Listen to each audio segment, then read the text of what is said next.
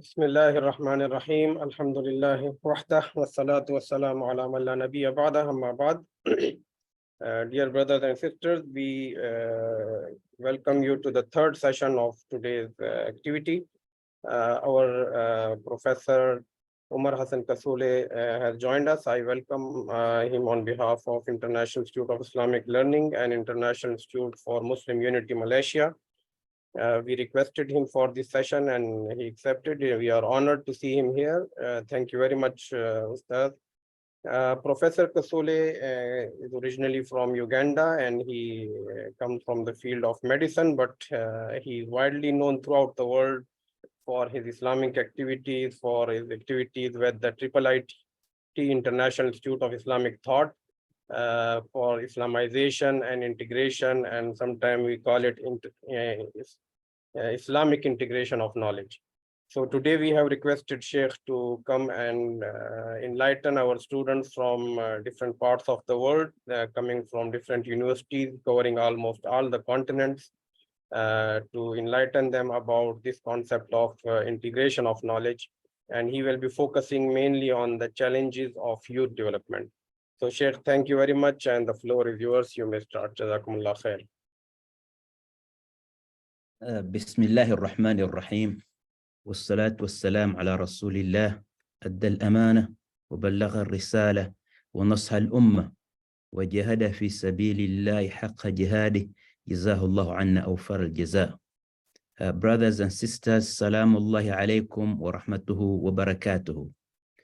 We'll be talking this afternoon, maybe morning over there, but it's afternoon here in Riyadh, about the integration of knowledge and challenges of youth development. Now, I am going to contextualize this in the fourth industrial revolution that we are living through at the moment. The world has gone through four industrial revolutions. The first revolution was the agricultural revolution. Starting in Europe about the year 1750, they developed new technologies of growing food. And so food production increased. And after that, there was the industrial revolution, when factories and machines started replacing human muscles in producing goods. Then after that, we had the information revolution. That's when computers and things came into being, which is quite recent. We've been living in that third revolution, industrial revolution. Now, about 10, 15 years ago, we entered the fourth industrial revolution. This is the extension of the third revolution, with computers and information technology taking on new roles that are changing society in a major way. Among those is artificial intelligence, which has got now many ethical problems. In medicine, we are debating artificial intelligence because the machine is trying to take away the duties of the doctor. It can do what the doctor does. It can think like the doctor, can make decisions, it can do operations. So we are worried about the ethical implications of this. Who is responsible? We have got cyber physical systems that the computers can plan things, do things, and move machines. We've got 3D printing. We have now production in factories without human involvement. And the machines can communicate with one another, M-to-M communication. So this whole idea of the Internet of Things is changing life, is changing our society in major ways. And these changes are good, but some of them are bringing new problems. Now, the issue of social reality is changing because now it's difficult to know what's real and what's not real. You know, you may have a photo made by the computer and a photo taken by a camera, you may not be able to tell the difference. 5G wireless communication, nanotechnology, advanced robotics. And we have an economy that relies on intellectual capabilities and no physical input, so natural resources. And there are many social problems that come with that. Loss of privacy. All our information is available somewhere. Someone can have access to it. Discrimination is very easy because you cannot hide your identity. People can know who you are. Loss of jobs because machines are taking over what people were doing. But the worst of them is social media addiction. And this is the problem of the youths, that the youths are getting addicted to social media and spending a lot of time on this. So this fourth industrial revolution has brought about problems for youths. The first one is loss of touch with immediate reality. A youth and his father and mother may be in the sitting room of their house, but each one is in a different world. The youth is in a virtual reality, somewhere in China or America, talking to other people. And the immediate reality around him doesn't concern him. We live in a virtual world, an artificial world. In this world, there is too much information being thrown at us. We don't have time to sort out what is right and what is wrong. We cannot sort out what is virtuous, khair, and what is evil, shar, because too much information and too quickly.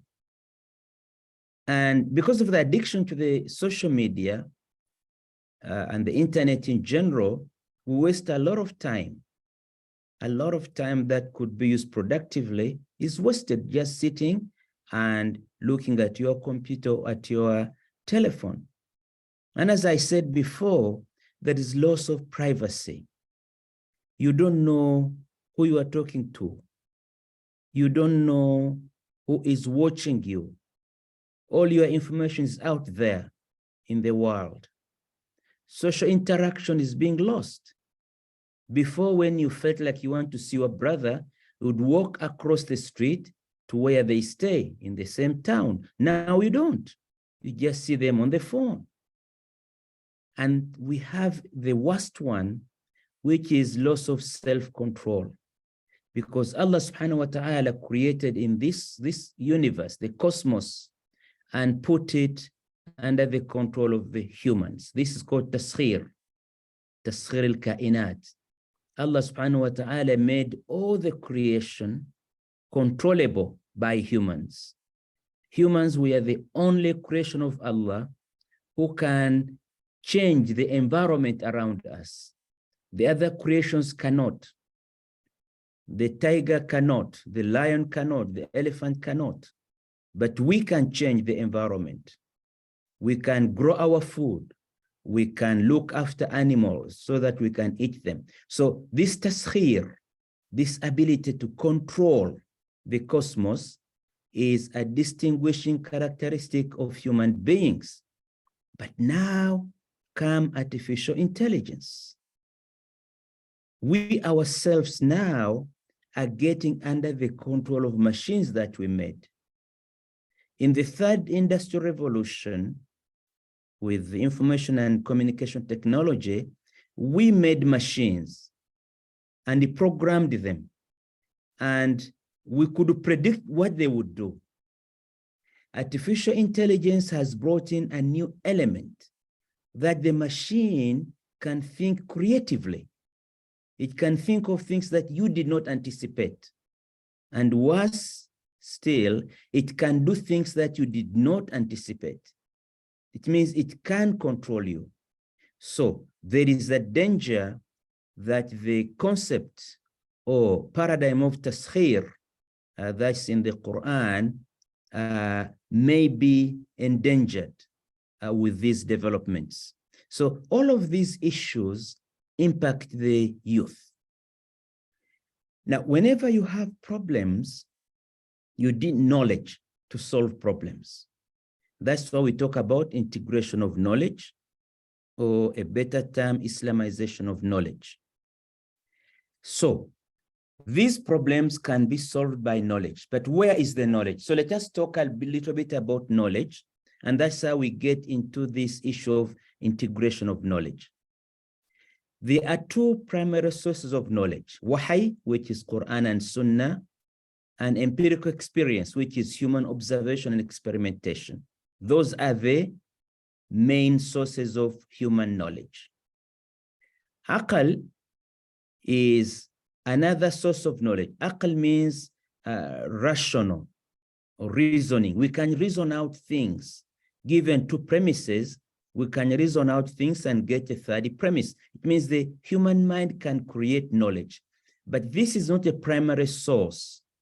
You reason using either what you learned from wahy, revelation, or what you learned from tajriba, empirical observation and experimentation. So aql could be called a secondary source of knowledge. But in my presentation, I'm going to use the word aql to cover both rational and empirical knowledge. Rational knowledge is knowledge that we get by reasoning, and empirical knowledge is knowledge that we get by observation and experimentation. So the word aql, because both of these require use of the human mind. So I will be talking about aql as a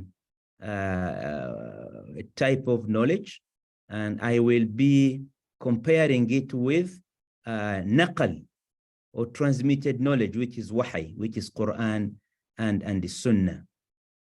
Now, some sources of knowledge are doubtful, and I think this is where we need to be careful. I have told you the main sources, but there are some other sources of knowledge that we cannot say right or wrong, because we are not sure whether they are independent sources of knowledge or they depend on the ones that we have mentioned before.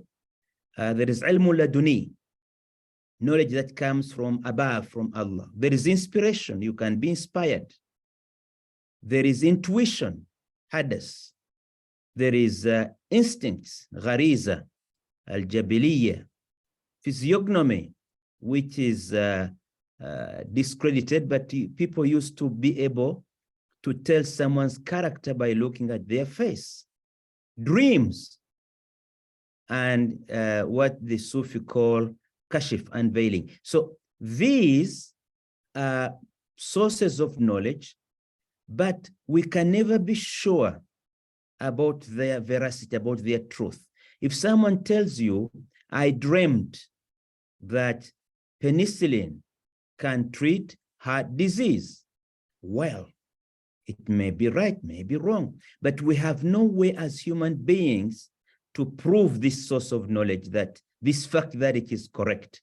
That's why I say these are sources of knowledge, but we are not sure whether they are independent sources, different from the primary ones or not, because they are beyond the human ability to tell.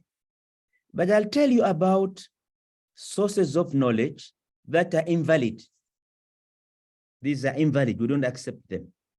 Magic and sorcery, sihr, is invalid. And tanjim, astrology, is invalid. Divination and other forms of superstition, those are invalid sources of knowledge. So now we have talked about sources of knowledge. Now to summarize it, there are two main sources of knowledge. There is naql, ilm naqli, transmitted knowledge, which is wahy, revelation from Quran and Sunnah. And there is ilm aqli, which is human knowledge based on human observation and experimentation. Now, in order to solve our problems, we need to be able to combine these two main sources of knowledge. We need to use both of them. You cannot say that one source can solve all problems. It cannot be naql only, cannot be aql only. We need to combine them. That's what we call integration of knowledge. We need to have integrated knowledge. And I didn't want to go into the historical part of this, but in the first 3 centuries of the Muslim civilization, there was a lot of argument about naql and aql, transmitted knowledge and rational knowledge. Some people said only transmitted is right and the rational is wrong. Some leaned more towards the rational knowledge. Some were in between. A lot of quarrels were going on. We don't want to go through that historical discussion, but we'll go to the final one about integration. Shaykh al-Islam Ibn Taymiyyah wrote a book that put to rest these discussions about which source of knowledge should be used. The book is called Darul Ta'arud al-Aqli wa Naqli, dismissal or refusal of the contradiction between aql and naql. He says that aql, which is human rational knowledge, and naql, which is wahi, transmission or revelation, are not against one another. They are complementary. They can be integrated. This is a great book. It's in about 6 volumes, written several centuries ago. It may not be easy for the modern reader to understand it because it uses vocabulary known at that time. But the essence of it is that Sahih al-Manqul, the correct transmission, like Quran and Hadith, correctly transmitted, agrees with Sarih al-Ma'qul, agrees with the clear human observation or experimentation. In other words, science and revelation are not contradictory. They are complementary. They can be integrated because you need an integrated corpus of knowledge to be able to solve the many problems that humans are facing today. So if we are going to solve the problems that we are facing in the 4th industrial revolution, we'll need to use integrated knowledge, knowledge that combines both aql and naql. Now, Ibn Taymiyyah rejected in this book, rejected the contradiction between aql and naql. He said these are not contradictory. Dar' ta'arud al-aql wa naql. So, and he used a lot of arguments with the Quran to reach these conclusions. So, as I said, we're not going to go back to that, but we're going to start with the conclusion that clear aql, clear rational empirical knowledge, sarih al-ma'qul, does not contradict, sahih al-manqul does not contradict knowledge of revelation that is correctly transmitted. We could also have reached this conclusion from the Tawhidi paradigm, because if all knowledge is from the same creator, al-ilm al-naqli wal-ilm al-aqli, they are both from the same Allah, the same creator, so they cannot be contradictory. So that's another way of reaching this conclusion. But our conclusion is that we need to integrate knowledge in order to face the problems of humanity, because some of them require ilm naqli, some of them require ilm aqli, some of them require both of them to solve the problem. And I think my thesis is that the problems that face the youths in the 4th industrial revolution and are hampering their development psychologically and intellectually can be solved by looking at ilm naqli, by going back to the Quran and getting paradigms, concepts, and guidelines that can help them understand the modern world and help them navigate the modern world, which is complicated and is getting even more complicated and more confusing. It's easy to say that let us use integrated knowledge, but this in practice is very difficult to achieve because we have a problem in the ummah. We have got a crisis of duality in our ummah. Our knowledge and our education are dual. We have got 2 education systems. I think many of you, like me, we went to two schools. We went through two education systems.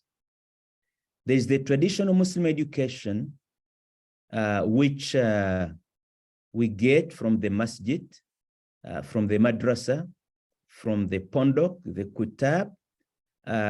It's a very old traditional education system that started from the beginning of Islam. And it is based on ilm naqli, Quran, Sunnah, Fiqh, Sirah, and Arabic language. And it hasn't changed much until today. The madrasas we have teach the same curriculum of the traditional Muslim education.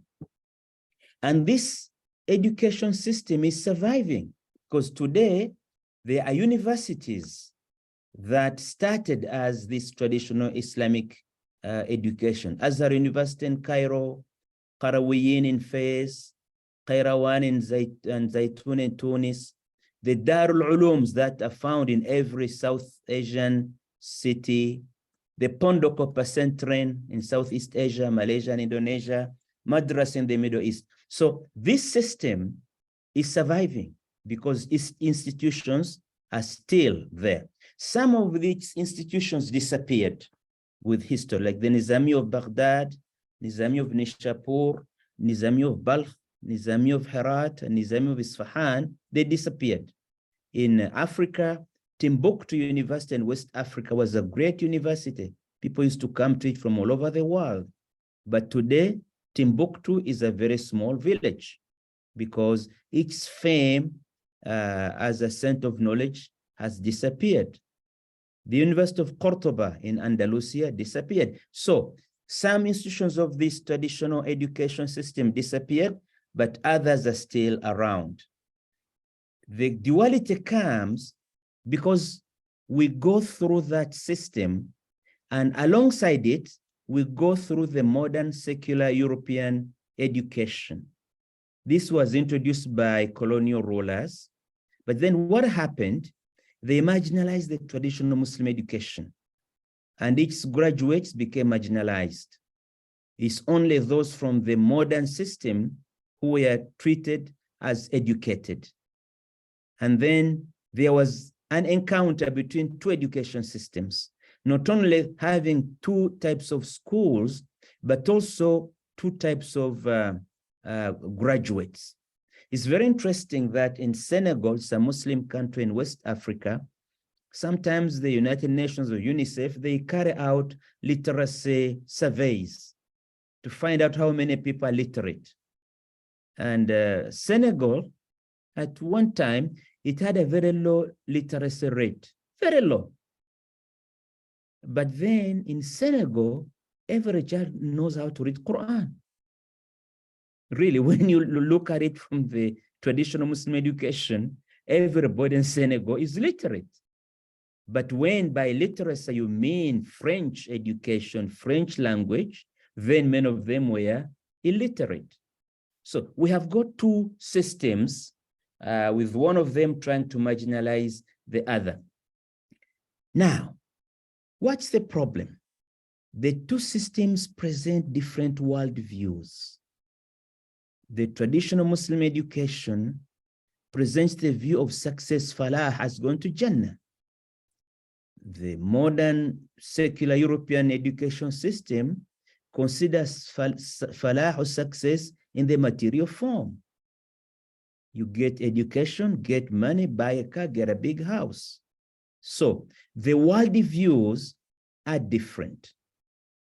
Even when you come to the economics, the traditional system says rizqullahi wasi', according to Quran, Allah's rizq is wide. It's enough for everybody. The new system says, no, we need to do economics because resources are limited in the world, okay? Which patently is a wrong statement. But it's unfortunate that many of our educated intellectuals have never challenged this. There are enough resources in the world, just the maldistribution. Some have little and others have more. And sometimes those who have more actually stole it from those who have got little. You know, like Africa, we subsidize Europe a lot. We have the wealth, the minerals, we've got the land, we've got many things, but these are taken and used by other people. So the important thing is that the two systems of education have got different worldviews, different ways of looking at things. Now, what did this do to the individual Muslim youth? The Muslim youth is now faced with two ways of looking at the world from the way he's being taught. Because what he learns in the masjid and what he learns in the school do not agree. He's confused. Many of them just live with the contradiction. They don't try to solve it. Some of them try to solve it by talking about integration of knowledge. Now, and I think it's one of our biggest problems in the Ummah today, that we have got an intellectual crisis, duality of thinking. And you end up with a youth who actually has got that disease called schizophrenia. Schizophrenia is a mental illness in which the mind is split. You see, someone could be told your father has died and then he laughs because his mind is split. One side that had that he has died cannot communicate with the other side that is laughing or having fun. So the mind is split. That's what we call intellectual schizophrenia. And with intellectual schizophrenia, there is intellectual stagnation. You cannot think. If your mind is split into two, you cannot think straight. You become intellectually dependent. You cannot be innovative. You cannot discover new things. And then you end up with weakness, political, economic, military. So a lot of the problems that we have in many Muslim countries and non-Muslim countries, because our elite, our intellectuals are actually confused because of the duality in knowledge, duality in thought that they go through.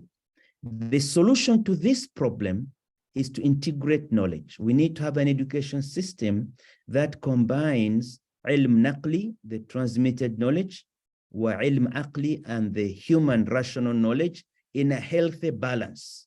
Then that mind will be innovative, can think independently. At the moment, we just are followers. We do not think for ourselves, and that's a big problem. We do not analyze things because of this weakness in the education system, and many people are working to integrate the education system. Now, the way to integrate the education system is really a methodology.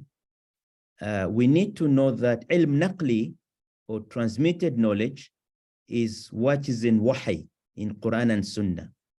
Ilm aqli is the rational knowledge that based on human thinking, human observation, human experimentation. So these two have to be taught and combined together to get a complete person. Somebody who has got both of them will be a great scientist, will be a great doctor, will be a great minister, a great president, a great leader, a great factory manager, because his mind now is complete. Now, there is no contradiction between ilm naqli, transmitted knowledge, and ilm aqli, which is empirical knowledge. I already mentioned that Ibn Taymiyyah reached that conclusion many centuries ago. Now, the confusion may be what type of knowledge when faced with a specific problem. Ilm naqli is used exclusively in matters of ethics and morality. Matters of morality, of right and wrong, we get them from Quran and Sunnah. Ilm aqli, rational knowledge, is used to answer questions of an empirical nature. I mean, how do you make a car engine? How do you make a jet engine? You're not going to go to Quran and read it up. You need to experiment and find out, because that is part of ilm aqli, rational knowledge. But ilm aqli on its own cannot lead to good results without guidance from ilm naqli. And this is where the problem comes now. This brings us back to a problem of the fourth industrial revolution. This revolution has engendered a lot of problems.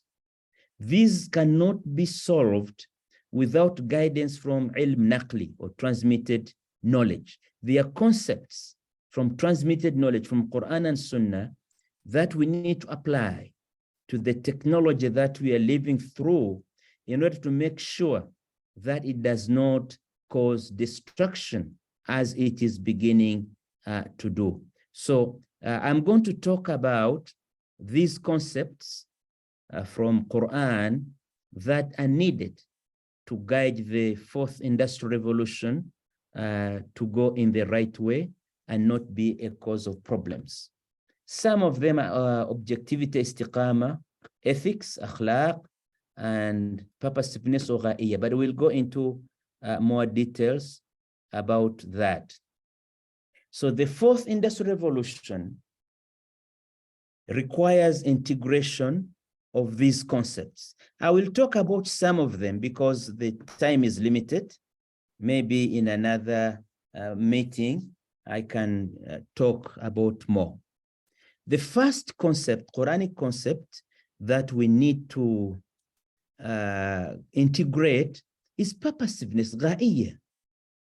Sometimes you get worried that modern technology is an automaton, just moving on, creating new things. Everybody's following. Nobody's asking, where are we going? We had 4G. Now we have got 5G. Why do we go to 5G? Why do we go to 6G? Where are we going? What's our ultimate objective? Nobody asks these questions. Anything new that comes, we just have to follow. Because there's no overall vision of where we are going. We just follow. Well, those who create technology get revenue, but the rest of us, we just follow. The Quranic term abath, which says there's no wisdom or something playful, can be applied to this lack of purposiveness in what we are doing. We need to ask fundamental questions because every day we discover new things, discard them, and get new ones. But nobody knows where we are going. We just keep on following blindly. Quran talks about abath in Surah Al-Sha'ra, أَتَبُنَّ بِكُلِّ رُبْعٍ آيَةً تَعْبَثُونَ. Also in Surah Al-Mu'minun, أَفَحْسِمْتُمْ أَنَّنَا خَلَقْنَاكُمْ عَبَثًا. Do you think that we created you with no purpose? Playfully? No, there must be a purpose. So asking ourselves, what's the purpose of what we are doing is very important, but that's not happening today in the fourth industrial revolution. I never knew why I left iPhone 13, then 14, then 15. They just in the office, they say, Professor, throw away that one. There's now a new one. Then I say, why should I use the new one? They cannot tell me. Say, look, you don't stay behind. You have to keep up.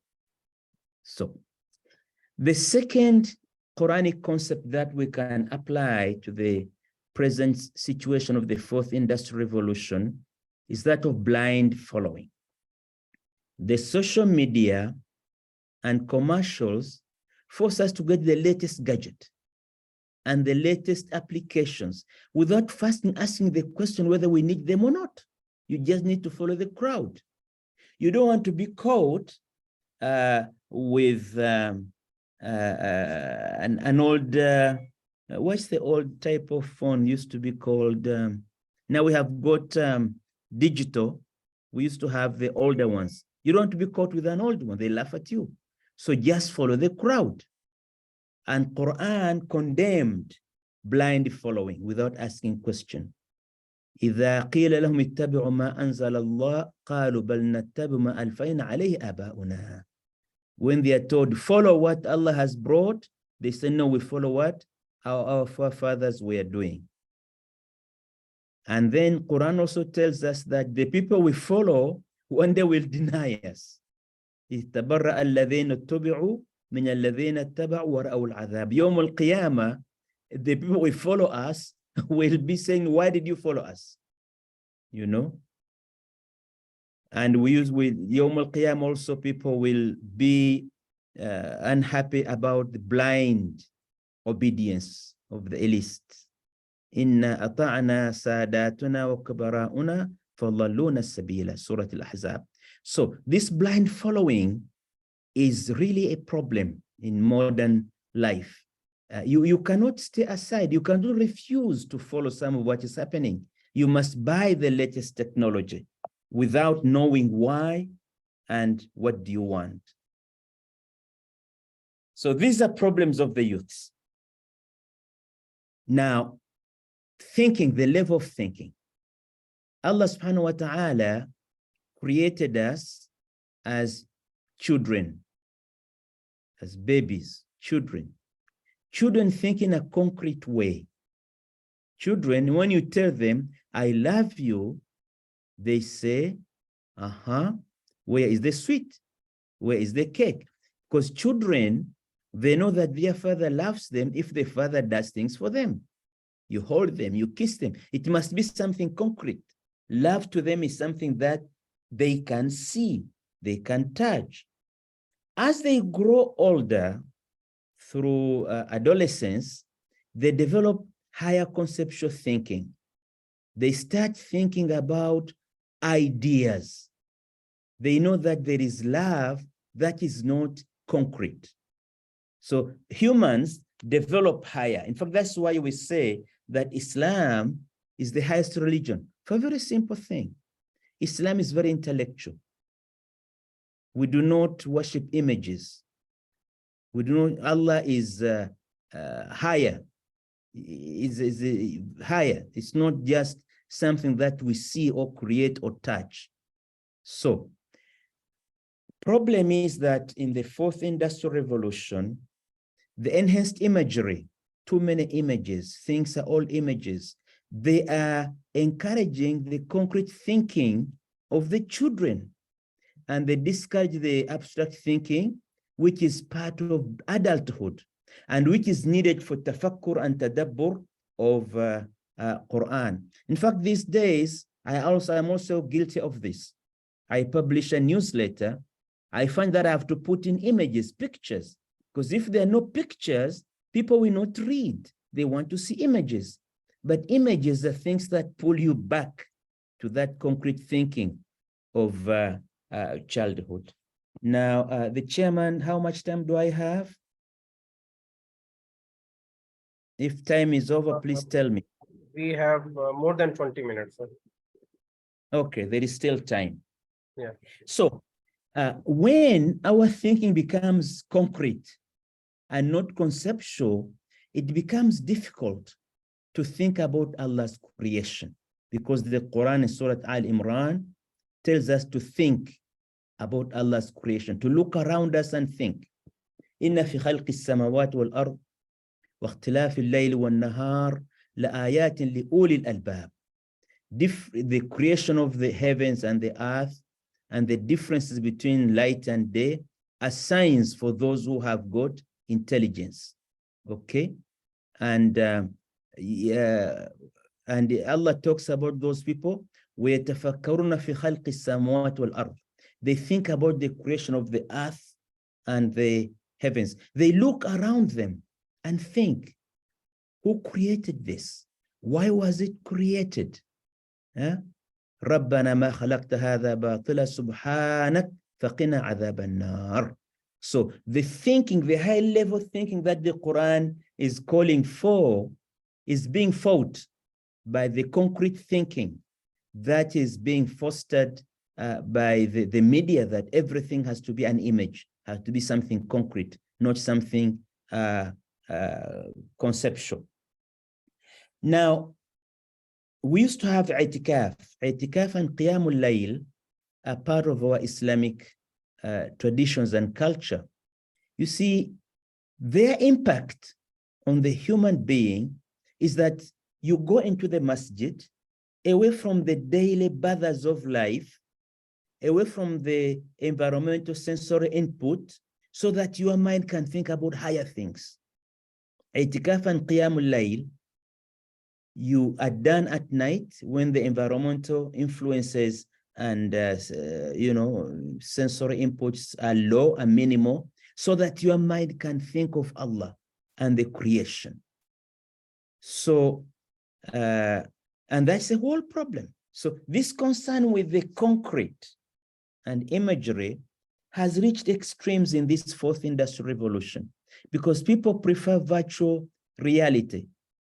When we were children, when we wanted to see beautiful things, we used to walk out in the forest, go to the river and see the fish and see natural things. These days, children don't go out to see because they can get all of it on their computer or on their telephone. So this virtual reality is replacing the real reality. And that is a problem for youths. Now, I want to talk more about this virtual versus the concrete reality, because our youths really now spending 4 hours. I think the minimum is 4 hours online, but many of them go up to 6 or 7, okay? This also happened in history, because the non-believers used to ask for virtual evidence instead of concrete evidence, because Allah subhanahu wa ta'ala has given us evidence of his power and majesty in front of us in his creation. Ayatullah. Ayatullah. Allah has got 2 types of signs. The word ayah means sign. There is ayat Qur'aniyah. There are signs that are in the Quran. And then the ayat kawniyah. There are verses or signs in the environment around you. You look at the mountains, look at the ocean, look at the sea waves, look at the animals around you. All of these are signs of Allah's majesty before your eyes. But if you do not look at those, then you are going to ask for virtual evidence. As happened, Quran tells us about Banu Israel and Musa. Banu Israel, they told Musa, وَإِذْ قُلْتُمْ لَا يَا مُوسَى لَن نُؤْمِنَ لَكَ حَتَّى نَرَى اللَّهَ جَهْرَةً. They told Musa that we not believe you until you show us Allah clear as a picture. You know, they were looking for a concrete instead of the higher level ideas that they were getting about Allah and creation. Also, the Prophet Muhammad ﷺ was challenged by the Quraysh. See, the Quran is a very intellectual book. It was talking above, conceptual, high things. But for them, they told them, no, we want concrete. Yeah? He said, أو تسقط السماء كما زعمت علينا كسفا أو تأتي بالله والملائكة قبيلا. Or bring Allah and the angels as a tribe that we can see. See, they are asking for the concrete when the Quran is talking to them at a higher conceptual level. And also, they were talking about, they wanted the Prophet to perform miracles for them, concrete miracles. But Quran told them that Qul Subhana Rabbi. The Prophet was telling them that I am just a human being, but I'm a messenger. I'm not going to perform all of these miracles. That's why you see in Islam, we don't talk about physical miracles, because physical miracles are at a lower level of intelligence. You know, see children, yes, they want to see miracles. They want to see concrete things. We want to lift people to a higher level of thinking. The problem is that the Quran is trying to lift the youth to this higher level, but the social media are lifting them to the lower level because of imagery all the time, looking at virtual things and not thinking in a higher way. The issue of pastime, lahu, that youths are not serious because they spend their time playing football on their telephone, on their computer, playing games, many games. Every day we get new and newer games, more complex games. This is pastime, lahu. Why? Because in society today, we have excess time. A long time ago, people had to work all day cultivating in the farm or hunting to get enough food. But now robots and other forms of technology perform jobs that humans used to perform in order to survive. So there's a lot of leisure time. This time should be used for ibadah, but unfortunately, it's being used on the social media, lahu. So the current culture emphasizes fun to waste time, games and entertainment and plenty of this. So this is the lowly life of the dunya, which is play and pastime. But the real life is that of al-akhirah. إن الدار الآخرة هي الحيوان لو كانوا يعلمون. Real life is darul akhirah, the life in the hereafter. So lahu has become a big issue now for the youths. Another problem that we are facing in the fourth industrial revolution is the sense of balance.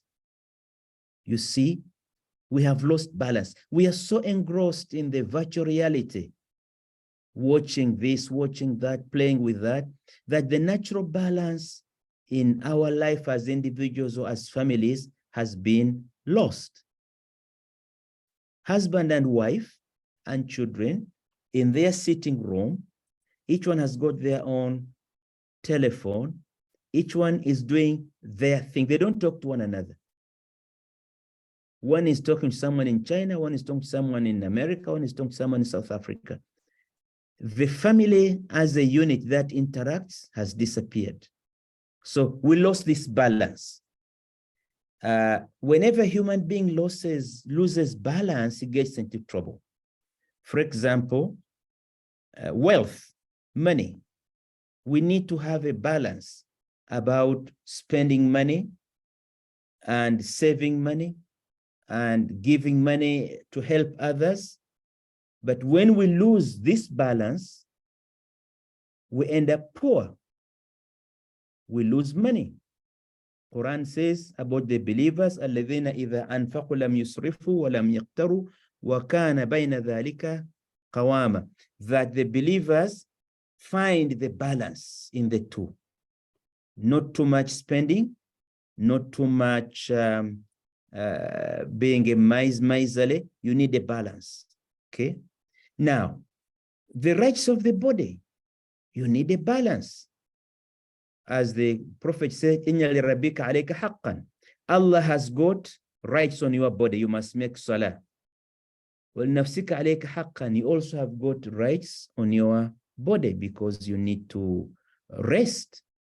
وَلَهَلِكَ عَلَيْكَ حَقًّا. Also your family has a right on your time. فَأَعْطِ كُلَّ ذِي حَقٍّ حَقًّا. Give each one their right. But then what is happening? If the husband comes home at 5 p.m., he hasn't seen the children. He will sit in his room, watch TV, take out his telephone, and do whatever he wants to do with the telephone. The rights of the family are now being taken away. So that balance has been lost. There is also loss of emotional balance. The virtual reality that we live with actually can create emotions. I remember a story a long time ago, you know, British theater has got what it's called tragedy.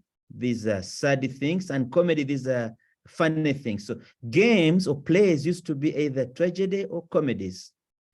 Now, one time in Nigeria, someone was watching, it was a tragedy, and everybody walked out of the theater laughing and shouting.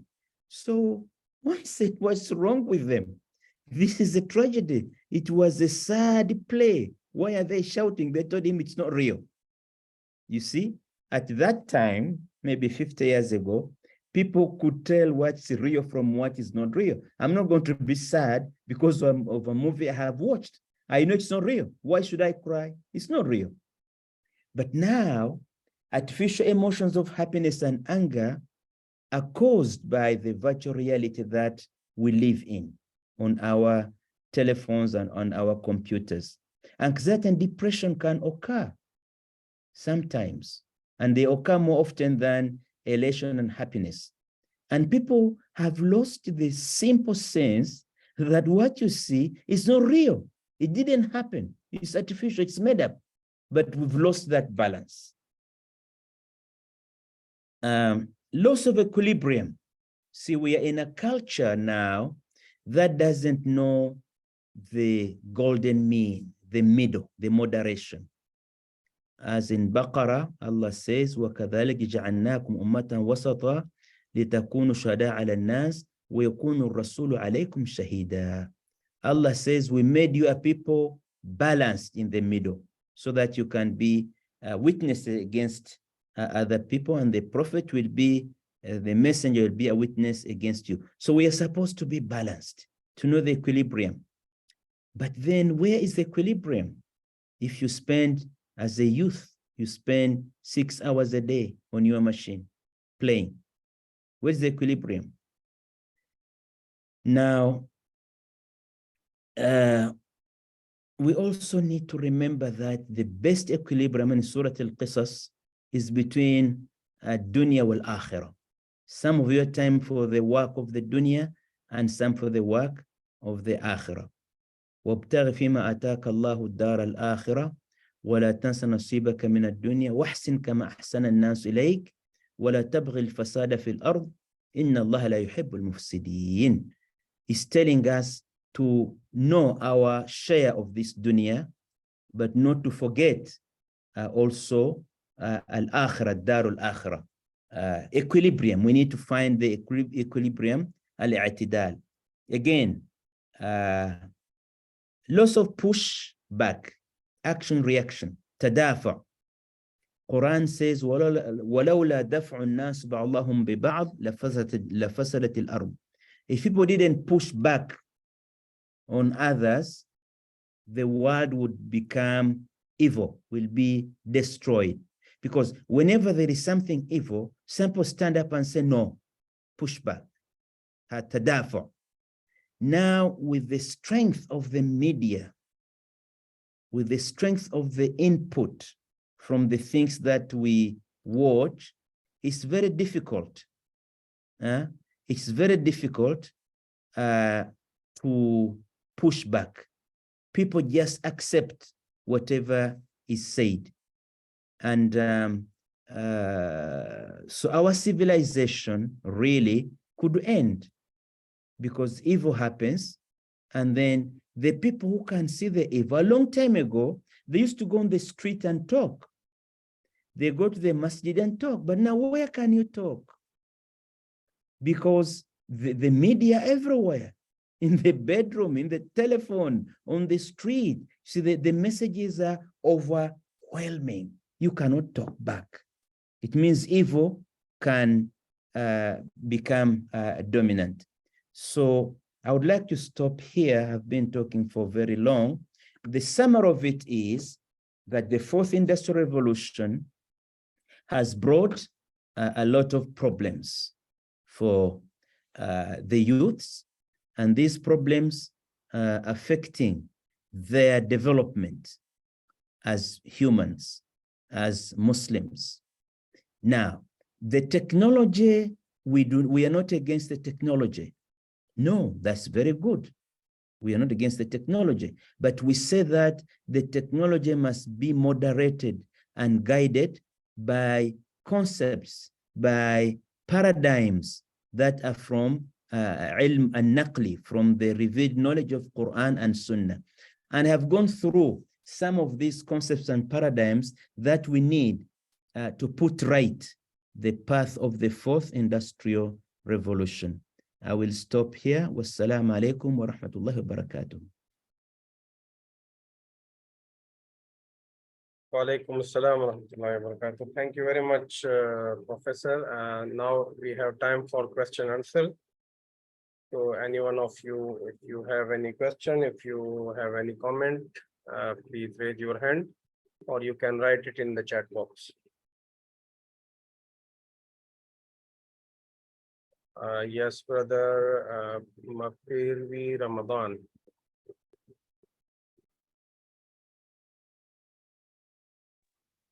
Assalamu alaikum wa rahmatullahi wa barakatuh.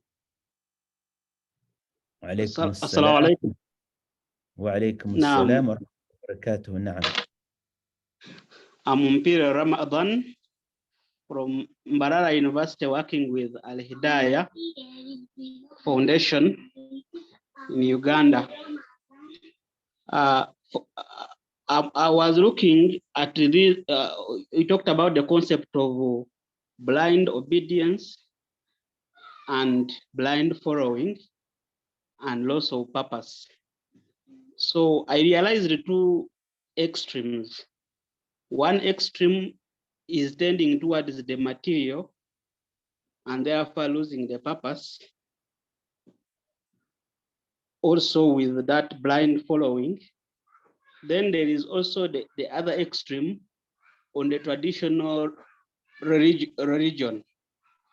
And basically I can say Salafism, where there is stress that you have to understand the way the Salaf understood, thereby locking the brain.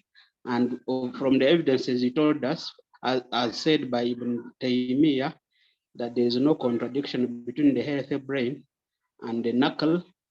So there is that problem, that gap has been there in the deen, that you lock yourself to how it matters we are seeing like the Salaf, yet we have new emerging problems, as you have discussed, that by no way could have been discussed by those people. Therefore, this issue of integration is really becoming a very important topic to address both sides, the side of traditionalism in the religion, whereby you lock the religion to some scholarly opinions and which are not able to address new challenges today. So that's what I wanted to make, like that gap between the materialism, those who go material and those who go in the Salafi way, like you lock in the traditional thinking and you don't allow any room for thinking to address new challenges. That gap should be bridged by this concept of integration. I've seen, for example, the learners in the secular side and the learners in the religious side, each one sees the other as no one, so they fail to come up and merge to have a constructive purpose. Jazakallahu khairan. نعم. جزاك الله خير. Yeah, I think you are emphasizing what I was saying, that the solution, the problem is the knowledge, and the problem is the education system. We need to have an integrated education that combines ilm naqli and ilm aqli, and also achieves a balance. I don't think anyone is wrong. People are just being extremist. You know, you need to know the balance between how the two sources of knowledge can be used. And the way to do it is not to argue. We need the education system. The way we educate our children, inshallah, will solve these problems in the future. Yes, next question from Sekalala Muhammad. Please unmute. Assalamu alaikum wa rahmatullahi wa barakatuh. I'm Muhammad Sekalala from Uganda. I also work with Makerere University, and I was a student there as well, and former leader of Makerere University Muslim Students Association, which I believe Professor Omar Hasan Kasule was also a leader and chairman in the early 70s. Very glad to hear from you. I've been looking forward to interacting with you on a number of issues, but on the issue of integration of knowledge, honestly, it is long overdue as something to put in the universities today globally. Because as you will discover, for example, the Ugandan setup, students, the knowledge they are getting is, if it's not the mainstream madrasa knowledge in the Tahfidh and the Islamic theological schools, they're either getting it in the mosques And then when they get to university, they are just in a state of confusion. So I think, Professor, you could guide us on how best we can have these sessions of integration of knowledge in the different associations, especially like Mackay University, Muslim Students Association, IU, Chambogo University, that are Ugandan universities. Thank you very much. Allah Jazaak Khair. Yeah, I agree with you. The solution is integration of sources of knowledge. And I think the approach will be through writing books and then teaching those books. You need to have a book of biology that combines the best that's in experimental science with concepts that come from wahi. And this can be done. And I think this is the next frontier. We need to do a lot of writing, a lot of research, because ideas grow when we write and publish them. They don't grow when we just discuss. So inshallah, we need to get people in Uganda and other places to start writing the different disciplines in an integrated way. There are people in Uganda who are doing this, and I wish more can do this, inshallah.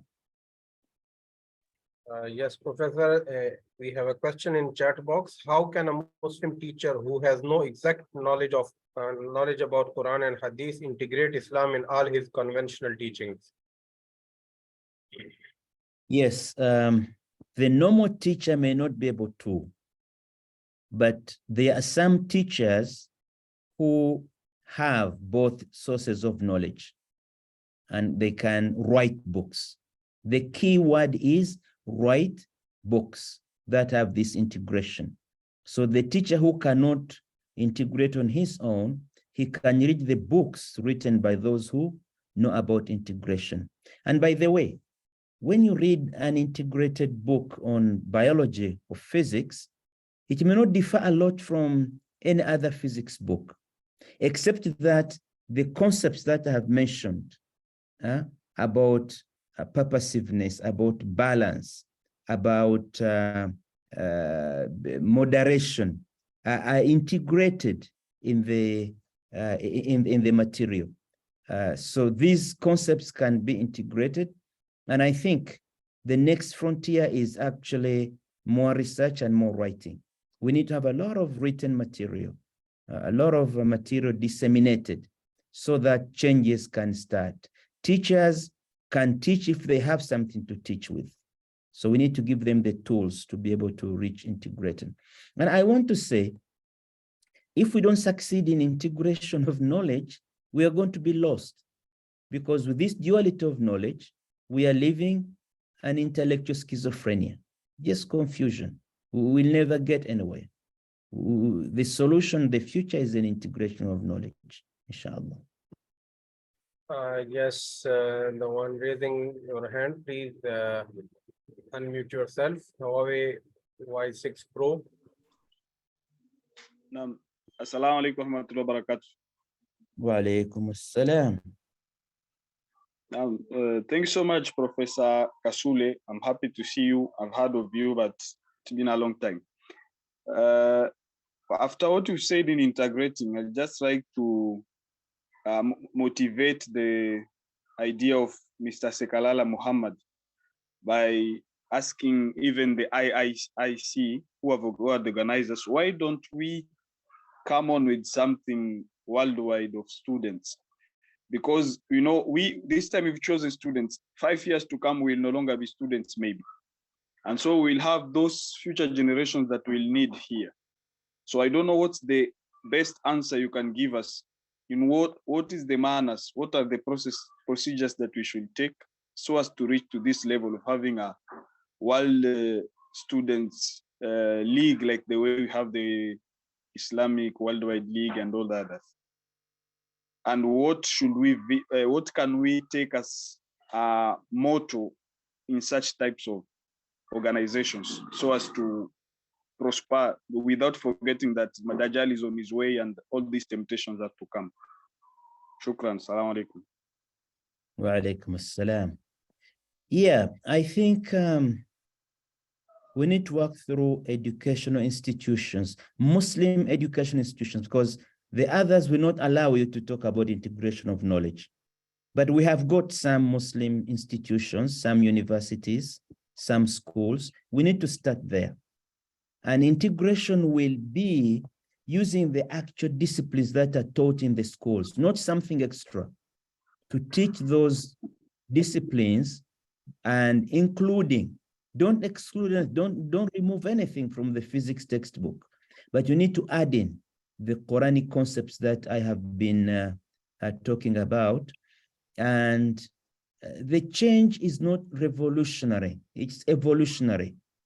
You know, don't expect things to change suddenly, but slowly, if we start teaching and writing and publishing and having intellectual journals, the ideas will slowly spread. And inshallah, eventually they will reach the all the ummah, because our future lies in integration. If we do not integrate, we are going to continue being lost. Yes, next, Hasan Waliza, please unmute yourself.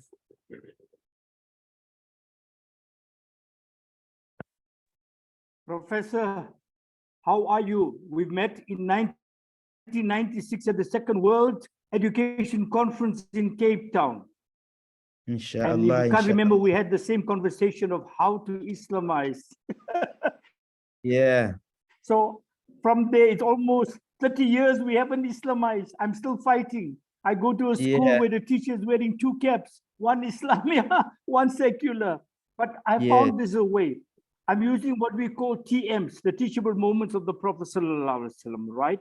So I'm Yes, telling yes. the teacher, when you are teaching, you are a Muslim, you can't change that. One second. So it doesn't stop you walking in the class saying Bismillah. And Yes. the question is that it's going to be a difficult challenge, but let us start somewhere. Every teacher is a Muslim. He knows his Aqidah. Look at the LGB issues. It's a Yes. question of Aqidah. La takrabu zina. You don't approach it. We find that the girls are doing it in the toilets now. What a sad Yes. state. 20 years ago, we were fighting the AIDS pandemic. Now we are legalizing that in the LGB. I mean, look at the Yes. logic. So, Yes. like you said, me and you, we're both getting old. I don't know how we're going to get the schools. You know, we talked that time to open up a Muslim teachers college. We never saw that. We had a college, Yes. we could have trained them up in the two fields. So I Yes. don't know. Give me hope, doctor. I'm like you. We have reached all what we're going to do. Yes. No, I inshallah. need hope from you. Me, I'm very hopeful because I see very positive signs. I see that Muslim parents still make sure their children get ilm naqli. They take them to madrasa, or they insist that the school teaches, or they insist that they set up Islamic schools. So the parent, I have never seen a parent who is against this idea. Our problem is we do not have the teaching materials. We didn't write the teaching materials that can make this a reality. Why? Because we have got very few people who can write. Why? Because most of our intellectuals are educated either in this way or in that way. Very few have got the ability to combine. So that's our problem. But because the Ummah as a whole has voted for integration of knowledge, yeah, I think things will work very well. I know doctors in America, top doctors, they take their child to Hafidh al-Quran. You say, don't you want your son to be a specialist like you? No, let him learn Quran.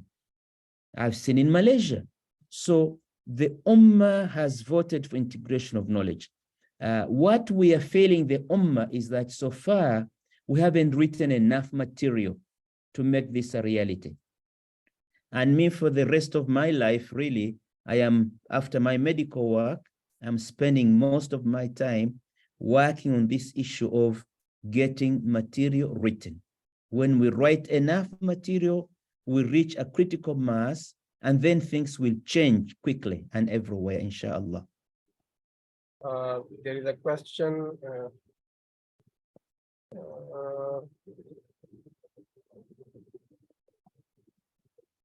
What is the role of students in the integration of knowledge?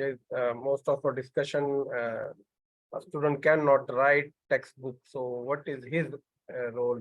Someone is asking about this. Well, students cannot write textbooks. Students can write papers. They can write pamphlets. Write what you can write. And don't wait until you're a top specialist. No. The idea is simple. If you want to know yourself, you want to know your environment well, you have got two sources of knowledge. So whatever problem that you face, try to look at it from these two sources of knowledge and consult the people who know more than you. And more importantly, consult the Sheikh Google, because all over the world, people are writing about integration of knowledge. Psychology from the Islamic perspective, economics from the Islamic perspective. There is a lot on the internet that you can consult. So as a student, write papers, write pamphlets, hold workshops, hold seminars, hold discussions, inshallah. And then the idea will spread and grow. Yes, we have a last question. Please unmute yourself. Your cell phone is displayed there. I cannot see your name. In Phoenix Hot 12I.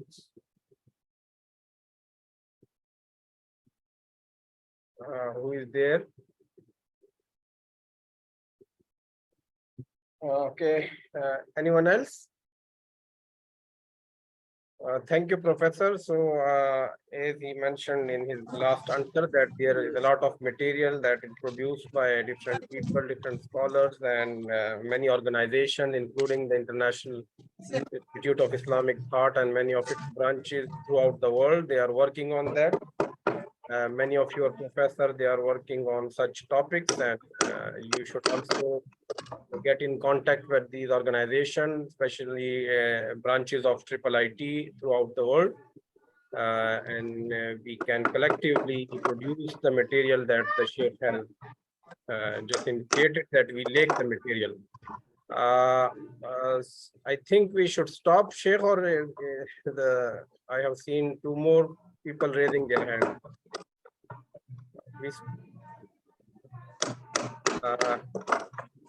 We stop here. Brother Ibrahim, you want to say something? Yeah, inshallah. Assalamu alaikum, Professor Kasule. This is Brother Ibrahim from Zimbabwe. We met a couple of months back when you came to Zimbabwe. The issue that I wanted to put to your attention is, you see, like this is a virtual camp for students. It could have been also much better if you see instances like this, if there are some conferences that are done physically, that we can also, pull a lot of other students to participate, because coming from sub-Saharan Africa, some of our people, it is still difficult for them to get online. I've heard some people who are, it is still a challenge to some of them. So I think Brother Malik and the team, we need also maybe to have physical conferences of students, in different regions of the world, inshallah. Jazakallah khairan for your time, Professor Kasule. And I hope and trust that you are going to realize this before you enter into the next realm, into the inshallah. Jazakallah khairan for your efforts. Shukran.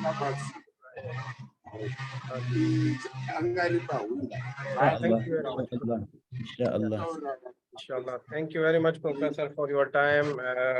We are honored whenever we request you for such program of youth and students. So you always give us time and come.